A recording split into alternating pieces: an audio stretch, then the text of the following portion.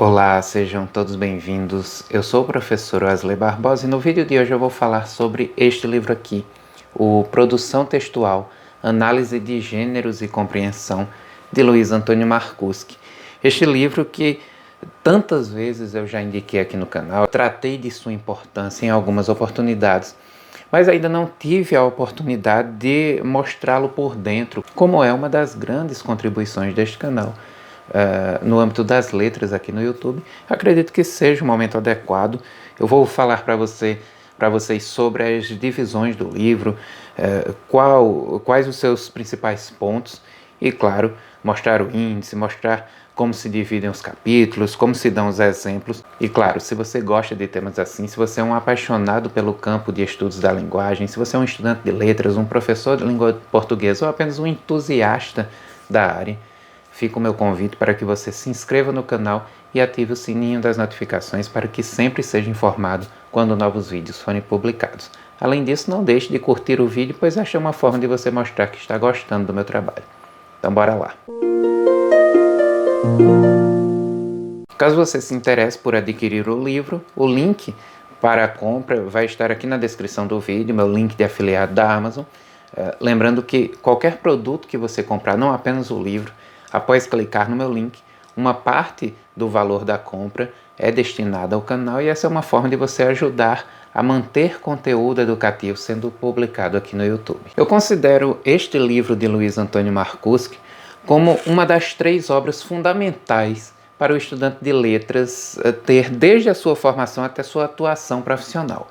Se existe, claro, existe a biblioteca básica do professor de língua portuguesa, eu já tenho até vídeo aqui nesse sentido, vou deixar aqui na descrição do vídeo também, nos cards. Mas se você chega para mim e diz, olha Wesley, eu só posso ter 3 livros, não posso ter ainda uma grande biblioteca. Então, fundamentalmente, uma boa gramática, como a gramática Wise da língua portuguesa, a gramática de Bechara, são boas gramáticas para o estudante de letras, para o professor de língua portuguesa. Um bom livro de historiografia da literatura brasileira, como por exemplo História Concisa da Literatura Brasileira, de Alfredo Bose, também é fundamental. E este livro aqui. Com esses 3 livros você dá aula em qualquer lugar, seja num cursinho pré-vestibular ou num cursinho preparatório para concurso público, seja numa sala de aula de educação básica. Enfim, isso aqui para mim é o grande manual do professor de língua portuguesa. Porque aqui você tem tanto uma breve historiografia, bem breve mesmo, né, destacando os principais pontos, daquilo que constitui o campo de estudos da linguagem, né, as preocupações que fizeram parte de todos aqueles que se debruçaram sobre este campo, principalmente no século XX. Ele aponta para os direcionamentos, os principais direcionamentos, né, fala da área cognitiva, a linguística de texto, fala da análise do discurso, todos aqueles campos que surgiram, principalmente a partir da segunda metade do século XX. Mas depois ele vai falar de pontos bem específicos da nossa área de letras.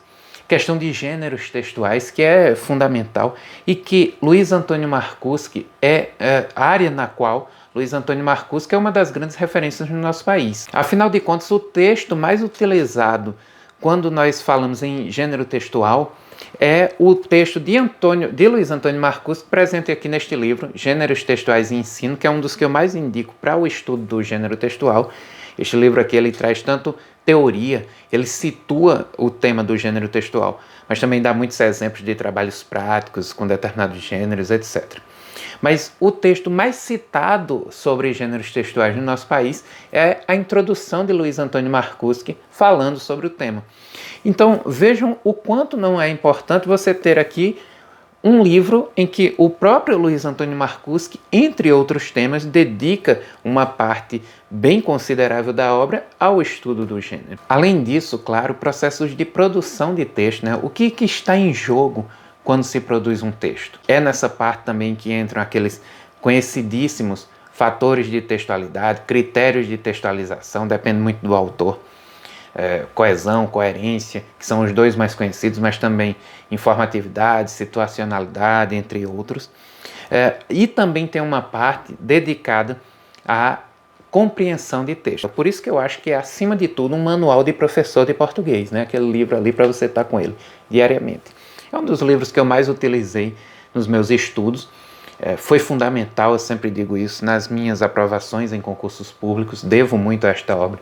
Já a li e a reli várias vezes, quando for passando aí as páginas, vocês vão ver que tem páginas que são bem anotadas, bem marcadas. Tratando da edição em si, o livro é bem bonito, né? Já começa por aí, né? É um livro agradável de se ler, é um livro agradável para você ter como companheiro seu cotidiano de estudos. A capa é belíssima, a qualidade do livro é muito boa, nós temos aqui páginas encadernadas e costuradas, ou seja, ajuda para o livro durar mais. Nós temos também um livro com orelhas, um belo trabalho editorial da editora Parábola, uma das obras mais importantes da editora, sem sombra de dúvidas. A edição que eu tenho é de 2008. No sumário vocês podem ter uma noção do quanto a obra é abrangente. Afinal de contas, nós temos aí um prefácio, mas apresentação, agradecimentos, uma introdução geral situando o livro dentro das preocupações da linguística. E depois nós já passamos para os capítulos, iniciando, como eu já tinha dito, por um breve excurso sobre a linguística no século XX. Em seguida, nós já vamos para essa primeira parte, que são os processos de produção textual. Quando eu estiver mostrando o livro, o miolo do livro, eu vou me deter um pouco mais na discussão desses temas, né? Em seguida, nós temos a segunda parte, onde vai realmente tratar da questão dos gêneros textuais no ensino de língua, e aqui posicionados estrategicamente entre os processos de produção e os processos de compreensão, que é realmente isso, né? A interação entre autor e leitor de um texto, seja ele qual for, literário, jornalístico, passa bem por isso, pela questão do gênero textual. Todo o texto se materializa num gênero, desde as obras de arte literária mais elevadas até um bilhetinho que você troca com alguém, uma mensagem de rede social. Tudo isso perpassa a questão dos gêneros, e colocar aí no meio foi bem estratégico, dá bem uma noção do que é a importância desse assunto. E aí depois passa-se realmente para a questão dos processos de compreensão.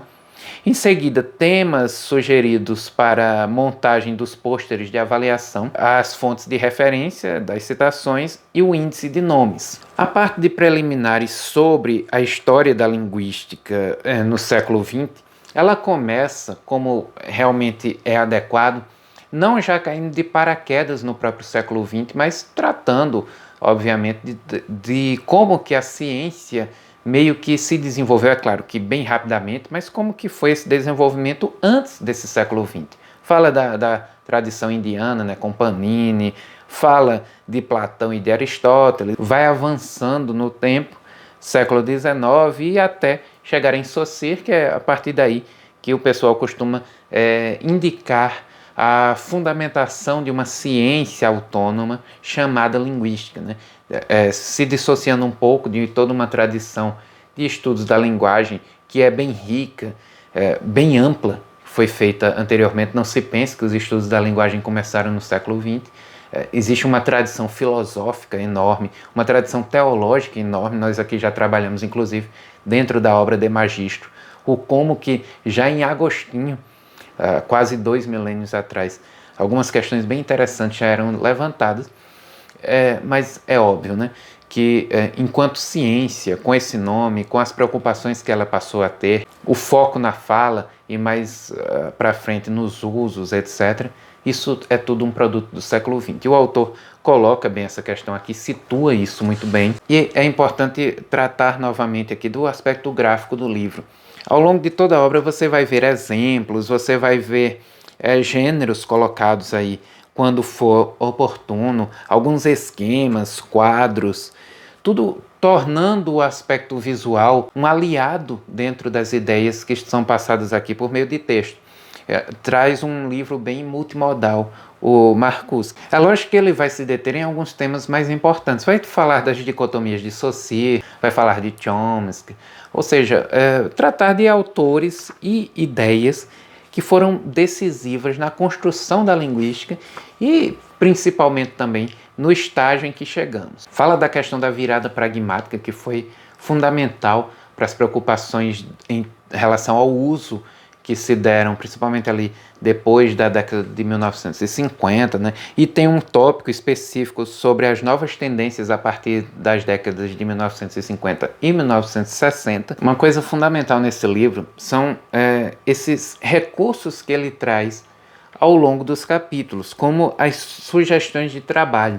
Aqui, por exemplo, ao fim desse capítulo, nós temos aí a primeira sugestão de trabalho, onde ele pede para se destacar os autores, ou seja, é bem aquela questão de você produzir algo depois de ter estudado. Isso é muito relevante, claro, para aquele professor de universidade que adota este livro aqui dentro de uma determinada disciplina e vai propor atividades para os alunos, mas também para o próprio estudante que vai ali sozinho desenvolver alguma coisa, praticar aquilo que foi aprendido ao longo do capítulo. Eu também gosto muito da questão de trazer obras para um aprofundamento, né? Isso é muito importante. Determinados temas são pontos específicos de uma disciplina, são interesse daquele aluno para um aprofundamento já dentro do curso, né? O aluno quer se especializar naquilo e ter esse norte do que buscar é sempre muito relevante. Depois chega-se nos processos de produção textual, é o primeiro capítulo mesmo, né? Tudo até aqui foram introdução, preliminares, etc. E aí ele vai abordar aquela questão, né? Quando se ensina a língua que se ensina, vai argumentar em relação àquela questão de que quando o aluno chega na escola, ele já sabe a língua, já sabe se comunicar, ele já fala o português. Então, qual seria o papel do professor de português, né? O que é que a escola vai trazer de novo? E aí, claro, né, vai se discutir a respeito disso. Trabalhar oralidade, trabalhar expressividade, trabalhar recursos de produção e de encadeamento de textos. Tudo isso é fundamental. Ele vai colocar em evidência a questão da produção textual e não se engane, na escola a produção textual é muito questão escrita, né? Mas, repito sempre, ele aqui dá foco também para a produção oral, para a oralidade, tá? Vai tratar daquelas noções, né? Noção de língua, noção de texto, textualidade, e aí vai, de acordo com a visão que se tem sobre a língua, você vai ter um determinado tipo de trabalho. Ele vai trazer aí 4 principais noções, né? A língua como forma ou estrutura, a língua como instrumento de comunicação, a língua como atividade cognitiva e a língua como atividade socio-interativa situada. Vai falar de noção de texto, linguística de texto, situar a área, trazer algumas questões, algumas discussões interessantes, né? Princípios de textualidade, e vai explorar esses princípios de textualidade de forma bastante rica aqui no seu livro, também chamados de critérios de textualização, fatores de textualidade, como eu já tinha dito, né? E o interessante é que ele traz aqui uma estruturação desses fatores, né? Ele traz aí um esquema, você entende um pouco melhor esse esquema quando você lê a obra, tá? Mas a questão é o seguinte, como fatores cotextuais, e eu indico que você assista ao meu último vídeo sobre o livro de Angela Kleiman, onde eu falo de processamento de texto, né, interpretação de texto, etc., onde eu discuto essa questão de cotextualidade e contextualidade. Então, como fatores cotextuais, conhecimentos linguísticos, nós temos coesão e coerência, e como fatores de contextualidade, ou seja, conhecimentos de mundo, nós temos os critérios de aceitabilidade, informatividade, situacionalidade, intertextualidade e intencionalidade. Essa divisão em 7 fatores é a mais adotada em concurso público e é a que eu costumo utilizar, tá? Alguns autores trazem 5, alguns trazem 4. Eu não aconselho. Como é a mais utilizada, eu gosto dessa divisão em 7 fatores, que é trazida tanto por Marcuse quanto também por Ingeborg Kor, inclusive num texto que em breve eu farei aqui a resenha, discutirei sobre esses fatores de textualidade com vocês. Depois ele chega na questão dos gêneros textuais no ensino da língua, né? Tratando do que são os gêneros, falando de como que o gênero mostra o funcionamento das relações entre sujeitos no âmbito da sociedade, né? O quanto que ele é um fator decisivo nessa relação. e o quanto que ele deve também ser um fator decisivo no trabalho com língua portuguesa, inclusive em sala de aula. Ele não deixa de discutir aqui questões de gênero, tipo e domínio discursivo, questões fundamentais e que também geralmente são tópicos de concurso público. Enfim, o livro segue aí tratando de gêneros multimodais, que são as grandes tendências atuais, né? Discutir-se, propor trabalhos nesse sentido, levar um pouco o foco para isso aí, já que são gêneros com os quais os alunos têm cada vez mais entrado em contato fora do âmbito escolar. Essa multimodalidade está presente na vida deles como um todo, no dia a dia. Praticamente todo aluno tem um celular hoje em dia, um tablet. Não é mais nem a questão do computador, é realmente o smartphone. E os gêneros multimodais estão ali presentes no seu cotidiano. E como que a escola vai trazer isso para transformar num objeto de conhecimento, né?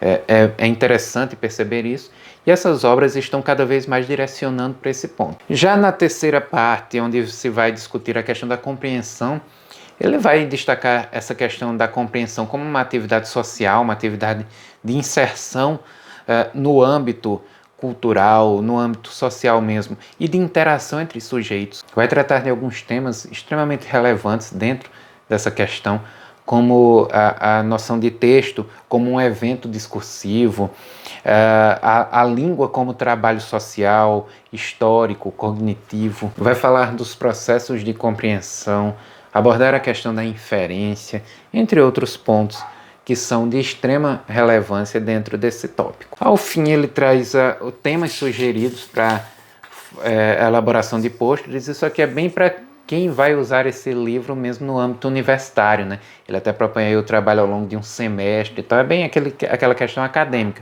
para professores mesmo direcionar o trabalho. Então tá aí, depois de tanto falar no livro, chegou a vez de mostrá-lo. Espero que vocês tenham entendido a abrangência da obra e percebido por que eu tanto a indico aqui, por que eu tanto a aponto como um livro fundamental, e que tenham se sentido instigados a conhecer esta obra, a adquiri-la ou a estudá-la, seja lá a partir de qual meio, através de bibliotecas, enfim. Certamente é um livro que vai contribuir muito para a sua formação, para o seu trabalho como professor e, se for o caso, para a sua aprovação em concursos públicos. Se você gostou do vídeo, não deixe de interagir, deixando seu comentário. Como eu sempre digo, a participação de vocês é fundamental. Eu agradeço muito pela audiência e até o próximo vídeo.